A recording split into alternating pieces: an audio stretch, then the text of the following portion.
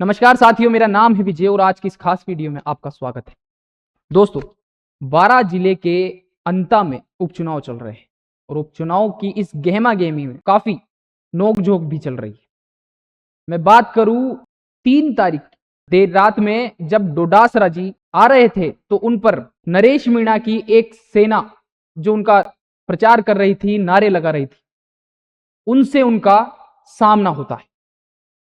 डोडासरा जी का कुछ दिन पहले एक बयान आया था। उस बयान में उन्होंने क्या कहा था कि मैं मोरिया निकाल दूंगा, और अब मोरिया निकल चुका है। माफ कीजिएगा, ये मैं नहीं, जनता कह रही है। डोडासरा जब अंता में चुनावी सभा करके निकल ही रहे थे तभी नरेश मीणा की सेना से हो गया सामना।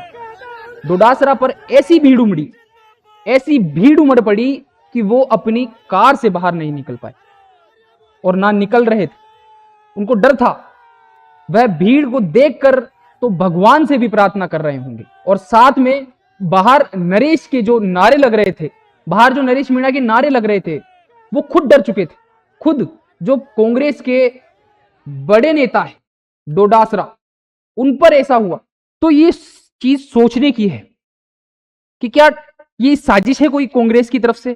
कांग्रेस की तरफ से डोडासरा खुद गए हैं उधर, और फिर उधर जाने से पहले उन्हों का एक बयान आया था कुछ दिन पहले कि मैं मोरिया निकाल दूंगा, और जब वो वहां से जा रहे थे वो खुद गए थे। ये तो समय बताएगा, ये फिर बातें बताएंगी कि क्या चल रहा है। और जब गड़े मुर्दे निकलेंगे तो ये बात भी जरूर आएगी कि वहां पर पहुंचते ही डोडासरा का जो विरोध हुआ उसमें क्या बातें हो रही है कि मोरिया निकल गया और नरेश मीणा के नारे लगे।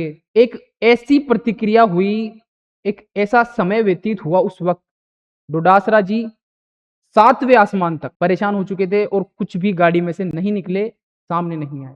वे जैसे तैसे वहां से निकले। उन्हें इस घटना से बहुत हताश हुई, और वहां से निकलते ही उनके कुछ देर बाद में अशोक चांदना जी का भी एक ट्वीट आता है, और उन्होंने भी वही ट्वीट रीट्वीट किया है और सेम कॉपी पेस्ट किया है। उसमें युद्ध की बातें लिखी हुई है कि डोडासरा ने भी वही लिखा था। अब देखना यह होगा कि अंता में अब क्या होने जा रहा है और क्या होगा। युद्ध की बातें हो चुकी है कि अभी तो कुछ हुआ नहीं है, अब कुछ होने वाला है और बड़ा खतरनाक होगा।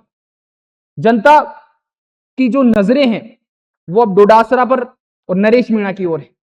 इसी कशमकश में जो बीजेपी है वो कहीं दूर दिखाई दे रही है, लेकिन बीजेपी किसी की बुराई नहीं कर रही है, सिर्फ खुद के प्रचार में लगी हुई है। इसी फायदे से बीजेपी को एक जो प्रत्याशी खड़े हुए हैं मोरपाल सुमन, उनको फायदा मिल सकता है। और जो बीजेपी के बड़े बड़े वरिष्ठ नेता है उनकी भी कोई प्रतिक्रिया नहीं आई है। कांग्रेस के जो साथ हुआ है वहां पर नरेश मीणा के नारे लग रहे हैं, और जो अशोक चांदना जी उनका भी ट्वीट आता है कि अब युद्ध होगा, ऐसे ट्वीट आ रहे हैं। जनता कांग्रेस को ऐसे होने पर वोट कैसे दे सकती है, क्योंकि डोडासरा बार बार नरेश मीणा का विरोध करते जा रहे हैं। अब नरेश मीणा की जो सेना है उन्होंने उनको मुंह की दी है, वहां पर विरोध जताया, डोडासरा के मन में डर पैदा कर दिया, भय पैदा कर दिया कि वो वहां से कैसे निकल पाएंगे। अंता के इस चुनाव में बहुत सारी चीजें सामने आ रही, युद्ध भी सामने आएंगे, क्योंकि वो बात ही ऐसी करें। डोडासरा का जो बयान है उसमें देखिए युद्ध की बातें हो रही है।